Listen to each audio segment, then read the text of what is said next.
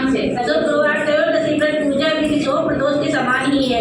इसमें श्वेत रंग खीर जैसे पदार्थ ही सेवन करने का विशेष महत्व होता है। सूत जी बोले, प्राचीन काल की बात है, एक नगर में 3 मित्र रहते थे।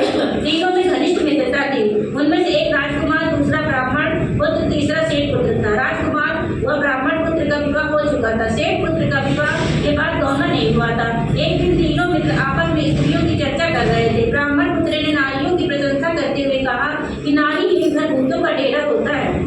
सेठ पुत्र ने ये वचन सुनकर अपनी पत्नी लाने का तुरंत निश्चय किया। सेठ पुत्र अपने घर गया और अपने माता पिता से अपना निश्चय बताया। उन्होंने बेटे से कहा कि शुक्र देवता डूबे हुए हैं, इन दिनों बहू बेटियों को उनके घर से विदा करा लाना शुभ नहीं है, अतः शुक्रोदय के बाद तुम अपनी पत्नी को विदा करा लाना।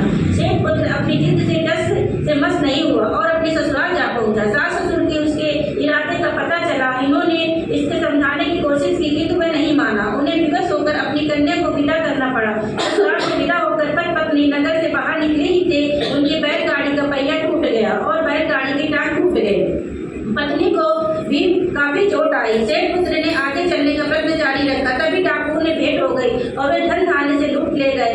सेठ पुत्र पत्नी सहित रोता पीटता अपने घर पहुंचा। आते ही उसे सांप ने डस लिया। उसके पिता ने वैद्यों को बुलाया। उन्होंने देखने के बाद घोषणा की कि सेठ का पुत्र 3 दिन में ही मर जाएगा। उसी समय इस घटना का पता ब्राह्मण पुत्र को लगा। उसने सेठ को कहा, आप अपने लड़के को पत्नी सहित बहू के घर वापस भेज दो।